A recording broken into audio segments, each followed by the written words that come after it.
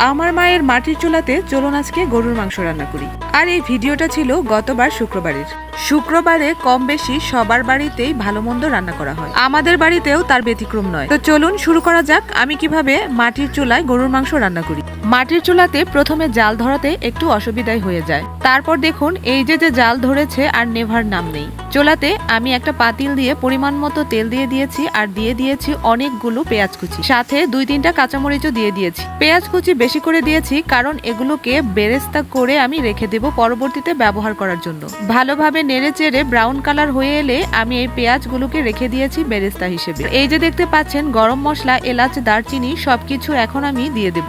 আর এই যে আমাদের মাটির চুলার ভিউটা কিন্তু আপনাদেরকে দেখাচ্ছি অল্প অল্প করে। এই মাটির চুলাটা বানানো হয়েছে কেবিনেট আকারে। এখানে কিন্তু আমরা দাঁড়িয়ে দাঁড়িয়েই রান্না করি। এই যে দেখুন গরম মশলাগুলো এখন আমি একটা একটা করে দিয়ে দিচ্ছি। এখানে দিয়ে দিলাম 3-4টা তেজপাতা, দিয়ে দিচ্ছি দারচিনি।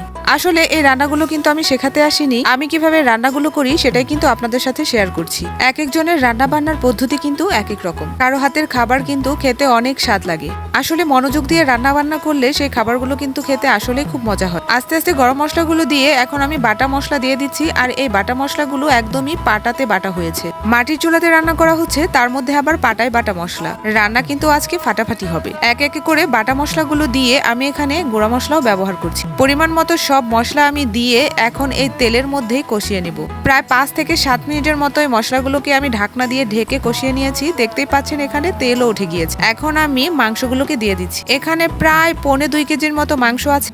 অল্প অল্প করে আমি দিয়ে নেড়ে দিচ্ছি, আবারও মাংস দিচ্ছি। তো এভাবে করে সবগুলো মাংসই দিয়ে ফেলেছি। হাতে মেখে যে মাংস রান্না করা হয় সেটার স্বাদ আলাদা, আবার এভাবে কষিয়ে যে মাংস রান্না করা হয় সেটার স্বাদও কিন্তু আলাদা। দুইটার আসলে 2 রকম স্বাদ, কোনোটার থেকে কম নয়। ভালোভাবে মশলার সাথে মাংসগুলোকে মিশিয়ে আমি ঢাকনা দিয়ে ঢেকে দিলাম প্রায় 10 মিনিটের মতো। এই যে দেখুন মাংসগুলো উনিয়ে গিয়েছে।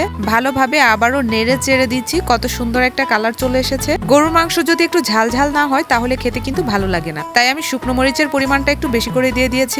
এই যে দেখুন আপনা আপনি এই মাংসের মধ্যে পানি চলে এসেছে। আমি প্রায় আরো 30 মিনিটের মতো কষিয়ে পানি দিয়ে আবারও কষিয়ে নিয়েছিলাম 20 মিনিটের মতো। তারপরে যে ফাইনালি পানি যোগ করে দিয়েছি। দেখতেই পাচ্ছেন একদম টুকটুকে লাল একটা কালার চলে এসেছে। উপর থেকে দিয়ে দিলাম আমি 3-4টা আস্ত কাঁচামরিচ। দেখতে কতটা সুন্দর লাগছে তাই না বলুন। এই যে দেখুন ঢাকনা দিয়ে ঢেকে দিয়েছিলাম। এটা প্রায় আরো 20 মিনিটের মতো রান্না করেছি। ঝোলটা যখন টেনে এসেছে তখন আমি ওই যে বেরেস্তা করে রেখেছিলাম সেটা উপর থেকে ছিটিয়ে দিলাম। এই যে দেখুন তরকারিটা আমি চুলা থেকে নামিয়ে নিয়েছি। কি অসাধারণ হয়েছে দেখুন তো কালারটা। আজকের মতো এখানেই বিদায় নিচ্ছি। আল্লাহ হাফেজ।